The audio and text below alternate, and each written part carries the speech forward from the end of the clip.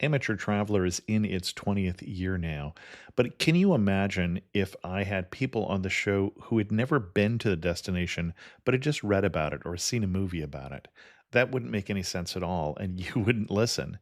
We all know how important it is to receive advice from people who know a destination to get the most authentic local experience. And a great option for experiencing this is Explore Worldwide and their authentic small group adventures, led by local tour leaders, perfect for solo travelers who want to meet like minded people with a desire for adventure. I'm often an independent traveler, but two of my last three trips were with small group tours because they organize everything and it's a lot easier. If you want to recreate the tour I did to Malta, they have a Malta and Gozo Discovery Tour. I'm intrigued by one of their tours called A Taste of Sicily. The company again is Explore Worldwide, and visit exploreworldwide.com to learn more. And thanks to Explore Worldwide for sponsoring this episode of Amateur Traveler. The nights are long, the days are short, and the weather is chilly to downright cold, depending on where you are. It's a good time to slip into a Quince iconic Mongolian cashmere sweaters, which start at only $50. You can treat yourself to everyday luxury at an affordable price with Quince. If you really want to dive into luxury, you can check out their leather handbags, washable silk shirts, and European linen sheet sets. Whatever you're looking for at Quince, all the prices are 50 to 80% less than similar brands, and they do that by partnering directly with top factories and cutting out the middleman. They only work with factories that use safe, ethical, and responsible manufacturing processes. And of course, they use premium fabrics and finishes for that luxury feel in every piece. But you've already heard me rave about my Quince travel pants. Treat yourself this winter without the luxury price tag. Go to quince.com/traveler for 365-day returns plus free shipping on your order. That's QUINCE.com/traveler to get free shipping and 365-day returns. Quince.com/traveler. And thanks to Quince for sponsoring this episode of Amateur Traveler. Got my bags packed on a roll. I'm heading out there and I'm ready to go. I'm looking real good in my passport photo. Oh, no. Amateur Traveler, episode 733. Today, the Amateur Traveler talks about turtles and scuba diving, beaches and buggies, tropics and spinner dolphins as we go to Fernando de Noronha in Brazil. Maybe not today. Welcome to the Amateur Traveler. I'm your host, Chris Christensen. Let's talk about Brazil. I'd like to welcome to the show Nina from theglobetrottingaccountant.com, who is a patron of Amateur Traveler and has come to talk to us about Fernando de Noronha in Brazil. Nina, welcome to the show. Thank you. It's so good to be here. And then why don't we just correct whatever it was that I just said and say what we're talking about today. I say it Fernando. Excellent. And where is this if we put this on a map in Brazil?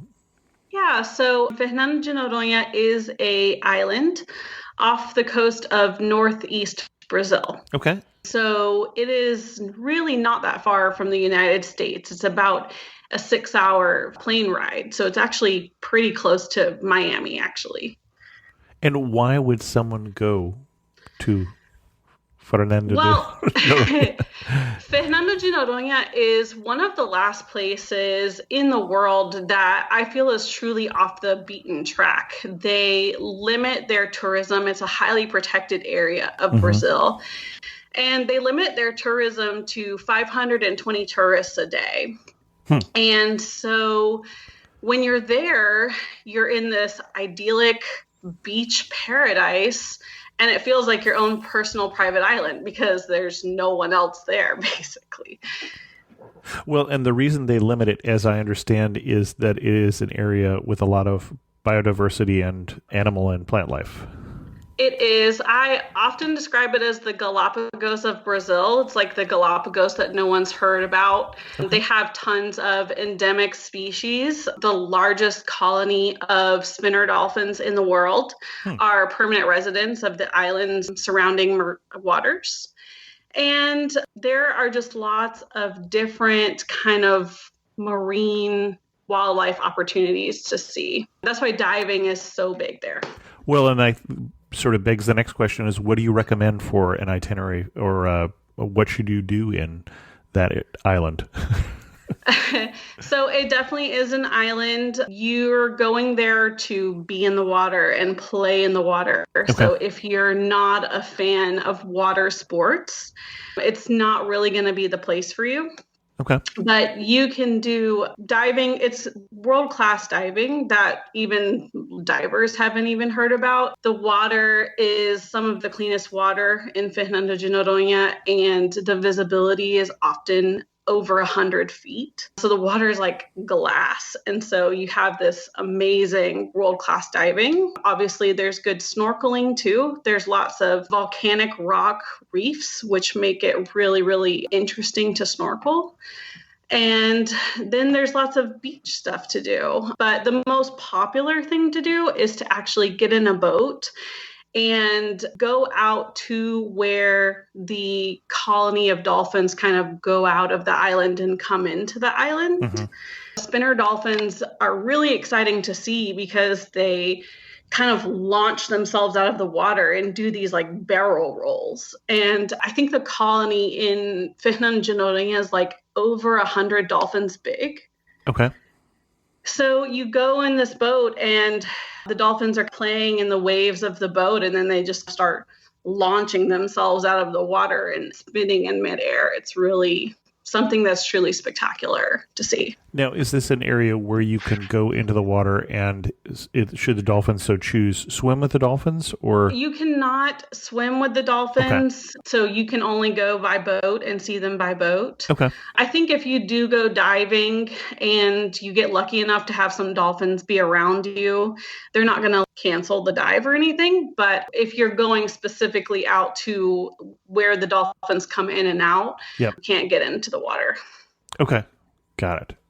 The different rules in different places is why I asked. Yeah. Mm-hmm. And now we're talking about this as if it was one island, but I understand it's an archipelago with one main island. So is that where I am staying? Yes, that is the only place you can stay. Okay. The other islands are not inhabited, mm-hmm. And really you have to be like a marine biologist or scientist or environmentalist to even get onto the other islands. So the other islands in the archipelago are very restricted. Okay. So you're going to be in the main island all the time, the whole time that you're there. And on the main island, I don't remember, I think I saw the population number, but it's not sticking. It's not a lot of people. I didn't see a lot of pictures of resorts, so where am I staying? There are what we call posadas. Okay. So they're just little boutique hotels, eco hotels that are more like built into the kind of jungly feel that the island has. They are not very tall or very high. They're all made from wood. So they are this more eco-friendly, sustainable tourism type of hotel. There are several on the island. They're all very small, though, usually just a few rooms, like 10 to 20 rooms per hotel. Okay, so I am booking my hotel and my tours before I go, or I'm doing it while I'm on the island? So you have to book your hotel before you go. Okay. It is the most important thing to do because they only allow 520 people. Right. The only way to guarantee a spot of those people that they allow onto the island is to have a hotel room already booked. Okay.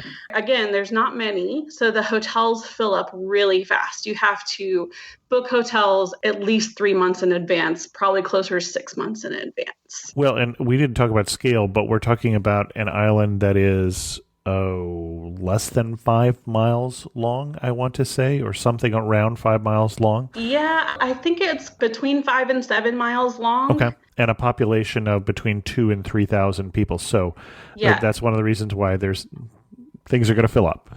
Yes. And basically everybody there just works for the tourism industry. So They all either work in the hotels or they all work in the restaurants. That is on a small spot on the island. But so all the residents are there for a purpose. They have jobs. And then everybody else is basically a tourist.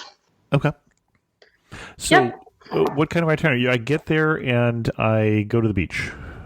So you get there, and I do want to mention, you get there, and the very first thing you have to do is pay an environmental tax. Okay. Before you can even enter getting into a taxi and going to your hotel, you have to pay an environmental tax. And that environmental tax is per day, per person. We were there for 4 days, and it ended up being about $100 a person. Okay, so about $25 a day. Okay, that's not as much as I expected. A lot of places that have that kind of tax, like some of the sanctuaries in Africa and things like that, it can be 4 times that easily. Yeah, about $25, $30 a day. If you're going with a big family, it can really hit your wallet hard at the very beginning. But it's worth it. They use all that money to obviously clean up the island every day and make sure that there's not plastic in the oceans and protect the island itself. Right. Well, and I think I read 70% of the island is a marine park. It's a marine sanctuary. That's right. So what I would recommend is after you pay your environmental tax and check into your hotel, you are actually going to go and pay your national park fee, basically. Okay. So you have to pay the environmental tax. Everybody has to pay the environmental tax. And then if you want to get onto what I consider the nicest beaches of the island and probably all of Brazil, you have to pay the national park fee to get onto those beaches. And the nicest beaches in Brazil because? I would say that they're the nicest beaches in Brazil because they are the cleanest. Okay. Brazil's full of really nice beaches, but Brazilian people and tourists alike, they love the beach. They love to party on the beach. There's always restaurants on the beach. And that kind of infrastructure is not allowed on Fernando de Noronha. So you literally have this pristine, untouched beach with no infrastructure on it at all that you're going to, and have all these like endemic birds flying around you, and there's tons of tropical fish in the water, and it's just something that you feel like you've been transported to another planet, basically. Well, and we didn't establish here up front, what is your relationship with Brazil that you can say with some confidence one of the nicest beaches in Brazil? So I am a first-generation Brazilian American. I do not live in Brazil. I live in Atlanta, Georgia, but I've been to Brazil, all over Brazil, probably 20 to 30 times in my lifetime. Okay. Brazil is a huge country. I obviously have not seen it all, but these beaches on Fernando de Noronha are by far the nicest I've ever been to. Okay. I would say the very best beach in all of Brazil is this beach on Fernando de Noronha called Sancho Beach, and that's Sancho. Mm-hmm. It's a very large beach, but it's kind of in this cove. It's very protected from the waves. Mm-hmm. And Fernando de Noronha is a volcanic island. So if you go to any of the beaches, but especially this beach at low tide, you kind of get all these interesting tide pools with lots of fish and marine life that have been trapped in the tide pool until the tide comes back in. Got it. This beach has been voted the most beautiful beach in Brazil. I mean, I've been to other beaches around the world. I would argue it's probably one of the most beautiful in the world. It is very, very nice. One thing I do want to mention is because Fernando de Noronha is a volcanic island and they do not have built-in infrastructure, the beaches are kind of some work to actually get to. Okay. You need decent shoes, tennis shoes, hiking shoes even, to actually access them. So for example, Sancho Beach is in this cove all the way down this cliffside. Okay. And the way you get down to it is they have like sandwiched a ladder in between the rocks of the cliff, and you have to go down the ladder in between the rocks of the cliff. So if you do not like tight spaces, then I definitely recommend booking a tour and accessing the beach by boat, which can all be coordinated through your hotel when you get there. But otherwise, you're going to be very, very uncomfortable because the space is very tight. Well, and even getting to the place that I'm going to hike down from, do you recommend we rent a car, or I mean, we're talking about an island that's a little too long to walk everywhere, but short enough Yeah. that I'm not sure how to get around. So the island, again, there's not much infrastructure built in to Yep. help protect the island. As far as paved roads go, there's really one paved road that Mhm. goes by the airport and cuts down the middle of the island.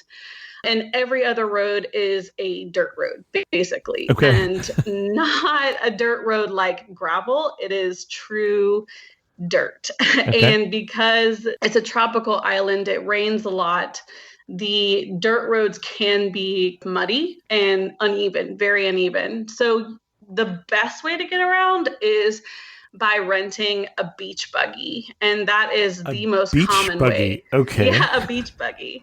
And that is the most common way to get around, actually. You'll see basically everybody riding around in their beach buggies because that is the best way to navigate those dirt roads. Well, and let me make sure that I have the right mental picture. When you say beach buggy, I think of an open vehicle with particularly wide tires, fairly low slung.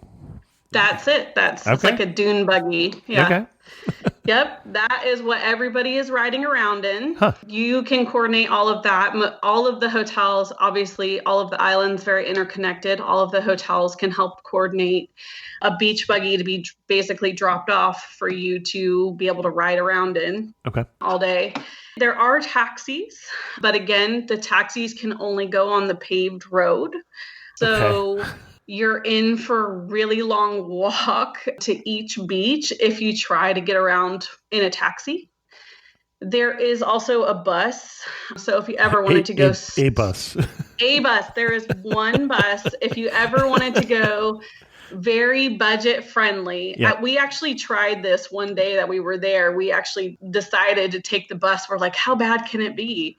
It is not fun. It's one bus, and the bus takes between 30 minutes to an hour to come to each stop. Okay. And the bus also can only go on the paved road. So you do have very long walks along those muddy, uneven dirt roads until you get to the beach. So beach buggy is definitely the best way, but if you do want to save money, there are taxis and one bus. Okay. We said it was a small destination. This isn't going to be our longest show ever. Yes. There are lots of other beaches. Besides Sancho Beach, there is this beach called Bay of Pigs Beach. Okay. This beach has the best snorkeling. It's also in the marine or national park. And it's going to give you, there's this really famous view in Fernando de Noronha of these two huge volcanic rocks that jut out of the water just off the side of the island. Okay. And this beach is where that view comes from. It gives you the best view of those two rocks. And after you've crawled over this volcanic pathway to get to this beach with little red crabs all around you, and you look up at these two huge rocks, you feel like you're staring at your computer screensaver. Like it's really that beautiful. The waters are very calm and very warm there because those rocks kind of shut the water in. It just makes great snorkeling, even for little kids, to be able to swim there peacefully. Well, and you say very calm. The one thing we didn't really point out is we're 250 miles or so off the coast in the Atlantic. So this isn't a Caribbean island, for instance. It's an island in the mid-Atlantic area, and so it's not really protected from surf and waves and things like that. That's right. There are some beaches, Lion Beach, which is famous for this huge rock that looks like a lion laying down in the water, which is too dangerous to swim. So it's not really a swimming beach. But it's really beautiful to go there. That beach in particular is the most protected beach in Fernando de Noronha because hundreds of sea turtles go there to lay their eggs. Okay. And you can go there and kind of hike down to the beach and be able to actually like witness some of those things, but you cannot swim in the water. And you won't really want to when you get down to the beach. You see these massive waves rolling up to shore. But yeah, there are some beaches that are not good for swimming, but there are some beaches like Sancho Beach and the Bay of Pigs Beach that are enclosed with those big volcanic rocks Right. that shield the waves from being too torrential and giving you a good place to swim. Okay. Ah bon chien. Bonjour, je suis Theo, a tour leader with Explore, and this is Punti. He's helping us find truffles under the trees next to this beautiful vineyard. Maybe for tomorrow's cooking class? We call it Semillon-heure. Parfait. Semillon o'clock. Not everyone gets to enjoy a Bordeaux sunset this way, but you will if you explore. No, Punti. Search exploreworldwide.com and don't just travel. Explore. Makes sense. So we've done our beach day. We've gone to the snorkeling beach or the turtle beach or the beach where we're just enjoying the swimming. What else are we going to do in the island itself before we head offshore? So there is a little bit of history to the island. There is a fort that you can go to because the island, before being protected, was previously actually used as a prison. And then, talk about a good place to live out your life sentence, I guess. But yeah, it was formerly a prison, and then it was actually a military base. So there are some like little historical things in the actual village, and there's a fort that you can see. And that's Fort Santana? Yes. Okay. Or the ruins of a fort. Yes, it's the ruins of the fort. Yep. And the fort gives you a good vantage point of the whole island as well. So even if you just want to take a day to get those more aerial views of the island, the fort gives you that good visibility. Okay. And am I just driving my beach buggy up there, or am I taking a tour? Or we just drove our beach buggy. I am sure there is a tour, but we did not do one. Okay. There are also other trail tours that you can organize. We did not do any of the trail tours, but because it's this more volcanic island, it's not completely flat and can give you some good hiking or walking if you're the polar opposite of me and wanting to be super active during your beach vacation instead of being just chilling on the beach. Okay. Yeah. The only other thing to mention is there are a few beaches that are outside of the national park, and those are always going to be more crowded, but they have more infrastructure built in. So there's more like little restaurants and cafes, and there's beach chairs with umbrellas and things like that. So if you're not really wanting to climb down a ladder to get to your beach, those are more accessible. And your favorite of those would be? There is this beach called Dog Beach. Okay. I don't know why it's called Dog Beach, except there were a few dogs on the beach just hanging out. And it has the best view of the big Pico rock that juts straight out of the island. It gives the island its skyline. So that one is really pretty. And there is lots of tidal pools at that beach as well, which make it really interesting to explore. There's one very famous tidal pool that everybody goes and jumps into. So it's very good beach. Okay. And when you say this big rock that juts out, I'm looking at a picture of this and I'm thinking Bora Bora. Yeah, it is. It it's is that similar. kind of thing. Yeah. Yes, it's just this big volcanic piece of the rock that juts out. Okay. And then we also are going to get on a boat at some point, and that I'm assuming that unless you bring your own boat, you're going to go on a charter of some sort. And how did you arrange that, and what do you recommend? Yeah, the main tour operators there is called Atalaya Tours. Okay. They do all kinds of boat tours, from being able to go see the dolphins to doing a diving tour to doing a snorkeling tour, or they even just kind of do sunset cruising too. So that's the main operator. Again, all of that is like done through your hotel. Got it. Yeah. So aside from planning, I mean, basically your hotel is the only thing you need to plan early. Okay. Other than that, Brazilian people are very go with the flow. They're especially go with the flow here in Fernando de Noronha.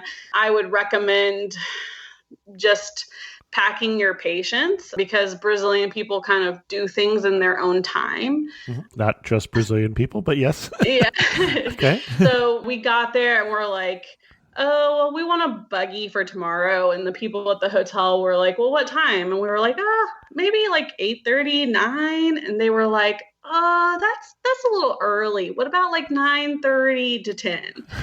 And we were like, sure, okay. You're going to be on Brazilian time when you get there, and you should just expect that things are done very nonchalantly. So I'm a planner. I was kind of freaking out over booking the tours, and they were like, oh no, it's fine. What about this day? We can go out at this time. Like, it's very informal when you get there. So your hotel concierge will be your best bet and your best person to organize all of that, because they have all the connections.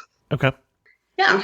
What else do we need to tell people before they head down here to Brazil? You're recommending 4 to 5 days on the island? Yeah, so the island is not big. It's, again, I think 4 to 5 days is probably perfect. The first day, you'll probably be a little bit jet lagged. There are no direct flights to the island, so you will likely have to fly to one of the major Brazilian hubs first and then fly to the island. Your first day is just relaxing, and then you can kind of hit all the beach and water sport stuff really hard in your following days. But other than that, the Wi-Fi is very spotty. Sure. And so I highly recommend that you stop at an ATM at whatever airport you are connecting through in Brazil to get cash, because we found ourselves really glad that we had brought a lot of cash, because it was not very often that our credit cards would work because the Wi-Fi was pretty spotty. Well, in terms of getting there, you're flying in, for instance, when you fly in from the States, you're flying in from Atlanta. But the biggest cities that people know with a lot of the flights are in the southern part of the country and would be a bit out of the way to fly down there and then fly up to here. So where do you fly through? The most common place is the capital of the state that owns the island. It's a city called Recife. Okay. But basically, you have lots of major cities in the northeast pocket right there where you will have daily flights to the island. So Recife is one, but Fortaleza and Natal are the other two cities that you can normally get flights to from Miami or Fort Lauderdale out of the United States, and then they have your connecting flight to the island. Okay. And if I had more than 4 or 5 days and I wanted to add on part of Brazil to this, what would you recommend? I think the northeast of Brazil is one of the most underrated areas of Brazil. Realistically, if you had a week, you could go all the way to Rio or São Paulo, because the flights from the main cities are really 3.5 or 4 hours down south. So you could always position yourself south, but I would highly recommend to hit a city like Salvador in Bahia, which is also on that kind of northeast corner right there of Brazil. You could spend some time in Recife itself. Recife is a great city. It's much, much cheaper than Fernando de Noronha, but also has really great beaches that you can explore along the city coastline as well. Okay. Or if you wanted to go be super adventurous and go into the Amazon, you could head to my city, which is Belém, in the north of Brazil, which is about an hour west. And then you kind of position yourself to be able to go on one of these week-long, 4 days, 5 days long Amazon tour treks that take you into the deeper part of the jungle if you're super adventurous. Well, and then since my Portuguese is non-existent, when you say Recife, and I asked you to spell that, you're going to spell that with letters that I'm not expecting, I'm guessing.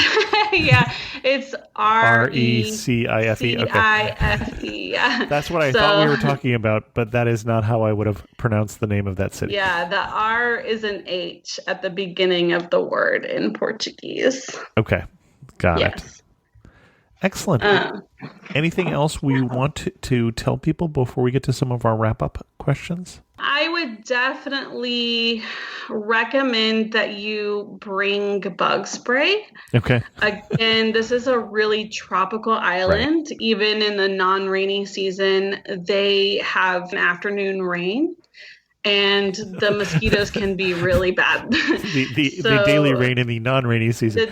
Okay. The daily rain, it's just a little 30-minute rain. So if you're there and it rains for a second, don't freak out. It will clear up in the next hour. Well, and you say the rainy season. When is the rainy season and when do you recommend going? So the rainy season is from January to June. Obviously, the prices in Fernando de Noronha get worse as you go into July. Okay. So I would try to still go in June, but go as close to the end of June as you can, so you can still get rainy season prices without it really being rainy season. Okay. But yeah, if you do go, especially if you go in March or April, you should expect lots of mosquitoes because that's the heart of the rainy season, and there'll be lots and lots of bugs because of it. Well, it is a tropical destination. We should expect that at tropical destinations. Yep. Yes. Yes. So definitely pack your bug spray. Also, you have to have reef safe sunscreen. Sure. If your sunscreen is not reef safe, they will not let you bring it onto the island. And will make you buy reef safe sunscreen. Sure. And then you cannot have plastic under a certain size, so small reusable plastics. So definitely think about that as you pack as well. The hotel will provide you with shampoo and things like that. Don't pack those little shampoo bottles and things because they won't get through. Yeah. Interesting. That's unusual. Yes, they're very worried about the single-use plastics there because they have so many nesting sea turtles. Okay. If any of that plastic washes into the ocean, it can put the turtles at risk. So even water bottles, if you order a water bottle, it'll be this huge, giant water bottle because they're not allowed to have plastic that's under 600 milliliters of size. So it's all very big. Everything you get is big if it comes in plastic. Interesting. Excellent. Anything else people should know? Yeah, I do have a couple of restaurants I'd like to recommend. All right. There is this bar called the Middle Bar, Bar do Meio, because it's in this beach that's directly in the middle of the island. Mm-hmm. And it is one of the best places to watch the sunset. Brazilian people are really crazy for sunsets. They love sunsets.